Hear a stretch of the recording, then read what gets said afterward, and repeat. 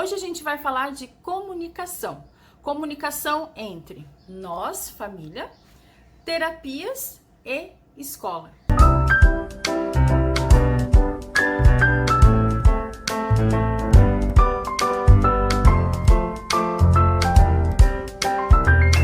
Porque todos têm que conversar, todos têm que falar a mesma língua. E partindo do pressuposto que você é uma mãe, um pai, um familiar que está muito interessado em estimular e ajudar o seu filho a desenvolver, a gente tem que saber o que está acontecendo, tanto na escola quanto na terapia. A gente sabendo mais ou menos o que a terapeuta faz, ela vai conversar com a gente, vai dar umas dicas, olha, eu fiz isso hoje, se você quiser continuar, fazer mais ou menos assim, ela vai dar umas coordenadas, e na escola também. Mas lembrando que no Brasil a gente vive várias realidades. Tem gente que tem acesso a todas as terapias, tem pessoas que têm acesso a um pouco menos terapias, tem pessoas que não têm acesso a nenhuma.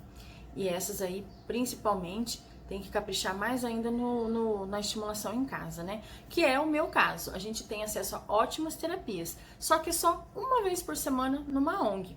Então, nos outros dias da semana, a gente fica correndo atrás do prejuízo. E isso tem sido feito desde 2017 para cá. Por isso que eu sempre estou estimulando o Rafa em casa. E aí a gente, como é pai, mãe, né, cuidadores, nós temos muito tempo com essas crianças. Então a gente tem que fazer a nossa parte também.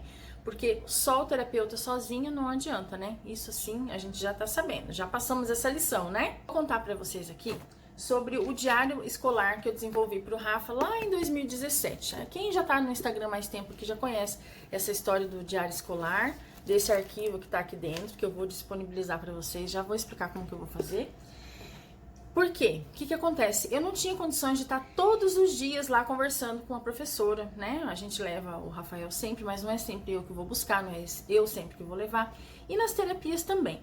Principalmente nas terapias, porque assim, não é toda hora que você pode ficar conversando ali, depois que acabou a terapia, sempre vai entrar outra criança, né? Então, quando a gente quer conversar com elas, a gente marca um horário, né? E vai conversar. Então, o que eu pensei? Eu vou, já que ele precisa de um diário escolar, né? Eu vou fazer um arquivo aqui que dê pra ter bastante informação pra professora, pra mim não precisar ficar todo dia enchendo o saco dela, né? Perguntando, o Rafael comeu no recreio? O Rafael fez bico? O Rafael fez a tarefa? O Rafael se usou pra fazer tal coisa? Ele tava sonolento? Ele tava muito agitado? Tudo isso eu coloquei nesse questionário aqui. E facilitou muito, a professora achou o máximo.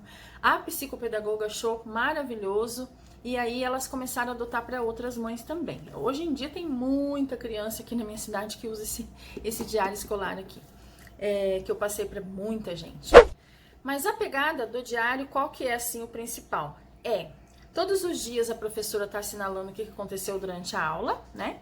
E aí quando o Rafael tem a terapia dele lá na sexta-feira, ela vai ter acesso a esse diário também, porque ele vai voltar todo dia. E a cada bimestre, a cada 2 meses, tem um relatório que a professora vai fazer com umas perguntas mais voltadas à parte pedagógica, que vai auxiliar muito o trabalho da psicopedagoga. Isso aí eu pesquisei, eu também fiz a faculdade eu comecei a fazer a pedagogia, então eu tinha muitos livros, fiz algumas perguntas para ela, e ela falou, nossa Dani, que maravilha, parabéns. Ela me deu parabéns e falou assim, olha, show de bola, pode colocar isso no papel que vai dar certo. Então, fora o diário escolar, o relatório que tem diário, tem um relatório que vem especificamente para a professora ou para coordenadora pedagógica lá da escola, tá assinando com outras questões lá mais complexas, sabe? Para psicopedagoga do Rafa olhar e falar, assim, beleza, vamos ter que trabalhar tal isso. Apesar de que elas têm uma visita mútua de cada 3 meses, né? Elas vão, umas vão no CMEI, aí as professoras às vezes vão lá na ONG, porque é um trabalho integrado. Mas, como eu disse, não existe, essa realidade não existe em todo local do país. Então, a gente tá falando, assim, de uma questão aqui da minha cidade, de que eu consegui, assim, que eu levanto as mãos pro céu, com certeza. Mas eu sei que não é a realidade de todo mundo. Mesmo assim, eu fiz. Então, imagina para quem não tem toda essa comunicação. Acho que vai ser bem, bem legal. Vou mostrar para vocês agora. Eu gosto muito de mostrar essa primeira, porque como ele era aluno novo e ninguém conhecia, eu até coloquei algumas questões do autismo aqui. E coloquei aqui, bem no início, algumas coisas que podem ajudar bastante, que pôde, né, ajudar bastante as professoras na época que não conheciam o Rafa, tá? Então eu coloquei assim algumas dificuldades que ele tinha, né? alterações com rotina, pensamento concreto, comportamentos inadequados. Fui colocando, né, isso que é uma característica do autismo, todas essas aqui, e embaixo o que o Rafael apresentava dessas características. Então, era assim aqui um raio-x do comportamento do Rafa. Então, ficou bem legal para elas saberem como se comportava e tal. E aqui algumas dicas, né? Quando ele chorasse, ele gostava muito de bexiga, até hoje ele gosta de balão, então tá chorando muito, dá um balãozinho pra ele, ou mostra uma cartinha de emoji, alguma coisa, né? E outras questões assim, na alimentação também, eu escrevi aqui. Então aqui eu tinha mais ou menos uma base do que ele tinha feito, né? Pra mim também trabalhar, de repente, alguma coisa que ele teve dificuldade em casa. Tinha a parte da interação em comunicação, a parte da disciplina, né? Para elas marcarem um X, porque a gente sabe que a demanda delas é bem complicada, elas não têm muito tempo de responder questionário muito longo. Mas aqui embaixo, quando tinha alguma coisa, elas escreviam, né? Caso tenha apresentado alguma crise nervosa, alguma coisa adversa, marcava aqui também. Então, a gente tem muitas notícias boas aqui, diz que o Rafael comeu alguma coisa diferente. Ó, após as brincadeiras, estava sonolento, brincou de bola e corrida e quis interagir somente com as professoras. Então, todos os dias vinha, às vezes não vinha nada porque não tinha nada de diferente. Enfim, esse aqui é o relatório número 1, tá? Eu vou mostrar para vocês agora, no computador, como que ele é lá, como que é o arquivo dele para vocês. Bom, deixa eu mostrar aqui para vocês os arquivos que eu vou disponibilizar.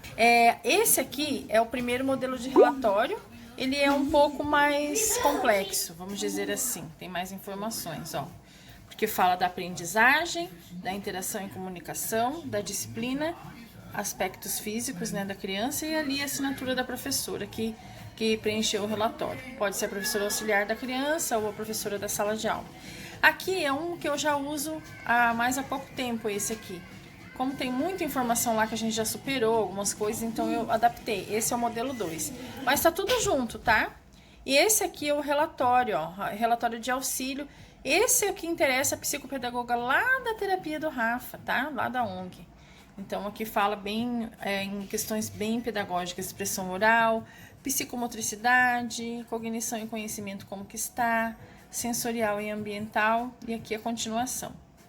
E aqui um breve relatório, assim, específico de descrição, o que a criança está tendo dificuldade naquele mês e tal. Bem interessante, né, gente? Muito interessante. Eu acho que vocês vão gostar. Eu sei que tá acabando o ano, mas vocês podem se animar e já pensar como que vocês vão fazer o ano que vem. Ou começar a usar nesse restinho de ano também, tá bom? Beijo. Dança, filho. Músicas. Músicas.